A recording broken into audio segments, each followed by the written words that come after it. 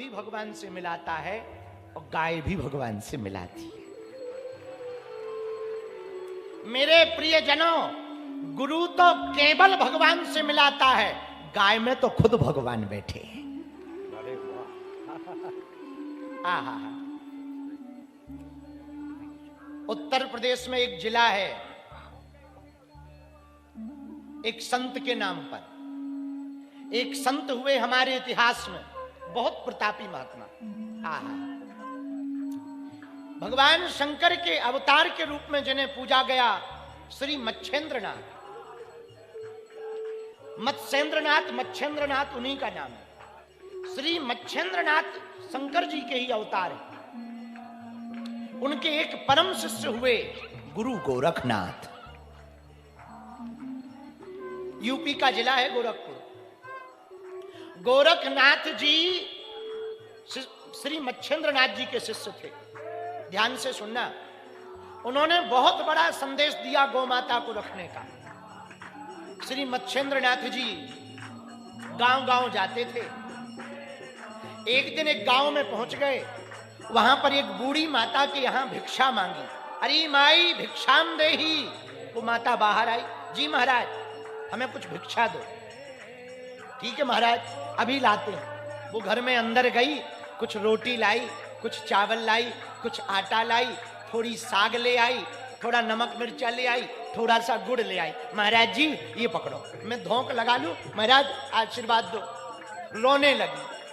मच्छेंद्रनाथ ने पूछा, क्या बात है माता, आप रो क्यों रही? महाराज एक मुसीबत मुझे खाए जा रही। कौन सी? महाराज मेरे कोई बेटा नहीं, मैं बहुत परेशान हूं। अरे उम्र क्या हो गई? महाराज बहुत हो गई, अब तो लगता है होगा नहीं बेटा, और बेटा नहीं होगा तो मुझे मुखाग्नि कौन देगा, कौन जलाएगा, कौन मेरा संस्कार करेगा? मुझे मरने का भय नहीं है, बेटा ना होने का भय नहीं है, कहीं मैं अतृप्त ना डोलती रहूं। यदि बेटा नहीं होगा तो मुखाग्नि कौन देगा, मेरा अंतिम संस्कार कौन करेगा, ये चिंता है मेरे मन में। आहा, श्री मच्छेंद्रनाथ बोले, माता ये भस्म पकड़ो, राख उठाई और दे दी। लो, भगवान ने चाहा बेटा होगा, रख लो। थी तो भक्तनी, पर मती मारी गई। कहीं भभूति से बेटा होता है? बुद्धि लगाने वाले ऐसे ही होते हैं। कुछ लोग कहते हैं कई कथा सुनने से भला होता है, ऐसे तो बीड़ी पीने से भी भला नहीं होता। गुटखा खाने से क्या होता है? कुछ नहीं होता है, पर खाते क्यों हो? पता नहीं है, ठटनी केवल।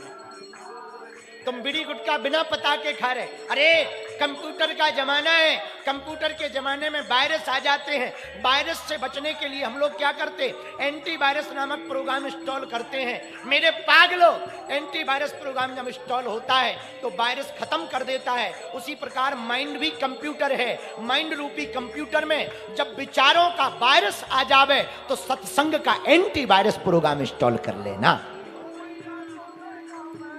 आहा, ये जो नजारा आप टीवी पे देख रहे हैं आज का है रामगंज मंडी का।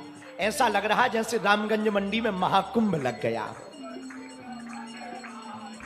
मेरे पागलों, मच्छेंद्रनाथ ने भभूति दी। भभूति देकर कहा, लो भगवान ने चाहा बेटा होगा। वो भभूति लेकर आई। उसने सोचा कहीं भभूति से बेटा होता है, क्या किया जाए। तुरंत उसने भभूति ली और पीछे जहां गोबर डालती थी ना वहां डाल दी और काम में लग गई। 10-12 साल हो गए। 12 साल बाद महात्मा आए। कौन? मच्छेंद्रनाथ। उसी गांव में, उसी घर पर। क्यों? इसलिए आए कि मच्छेंद्रनाथ बोलने ने सोचा जो भभूति दी थी, आशीर्वाद दिया था, उससे बेटा तो हुआ होगा, लेकिन जरा चेक कर लें वो बेटा कितना बड़ा है, कैसा है, ठीक है कि नहीं। तो भागी भागी बूढ़ी माता आहा भागी भागी आई। महाराज जी ने आवाज लगाई, महात्मा ने, श्री मच्छेंद्रनाथ जी ने, अरे ओ मैया कहां है, भिक्षाम देही। तो फिर वही बूढ़ी माता आई। महात्मा ने कहा, अब तो तुम खुश हो, 12 साल बाद आए हैं हम, बेटा कितना बड़ा हो गया। ठीक है। बूढ़ी मैया बोली महाराज हमारे तो कोई बेटा नहीं हुआ। अरे जो हमने भभूति दी थी वो खाई? महाराज क्षमा करो हमने खाई नहीं है, अपने गोबर जहां थापते हैं वहां फेंक दी, हमारे मन में अश्रद्धा आ गई थी, हमें क्षमा करो। महात्मा बोले बाबरी पागल है क्या? जो भभूति थी वो कोई साधारण भस्म नहीं है, उससे बेटा होता ही होता। एक बात बताओ तुमने वो भभूति डाली कहां? बोले महाराज घर के पीछे में। चलो हमें जगह दिखाओ।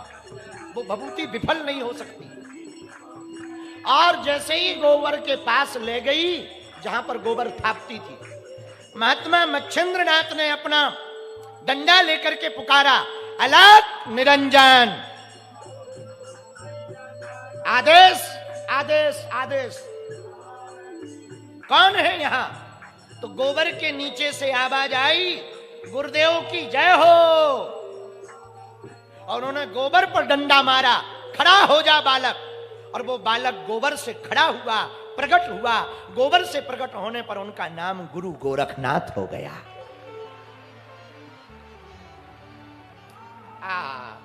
गुरु गोरखनाथ प्रकट हो गए। दंडवत प्रणाम किया गुरु गोरखनाथ ने गुरुदेव को। मच्छिंद्रनाथ ने माताजी से कहा माताजी तुमने हमारी आज्ञा का पालन नहीं किया, अब ये बेटा तुम्हारा नहीं हमारा है, क्योंकि ये गोबर से प्रकट हुआ। अब ये गोबर से प्रकट हुआ तो इसका नाम गोरखनाथ है। आहा, उनके गुरु गोरखनाथ के गुरु श्री मच्छिंद्रनाथ, इन्होंने अपने शिष्य गुरु गोरखनाथ को आज्ञा दी जाओ पूरे देश भर में गौ माता के लिए अलख जगाओ। और पता है एक ये कारण है इनका नाम गोरखनाथ का। दूसरा कारण सुनो। दूसरा कारण है उनके नाम में एक अद्भुत संदेश छिपा। पूछो क्या? जोर से पूछो।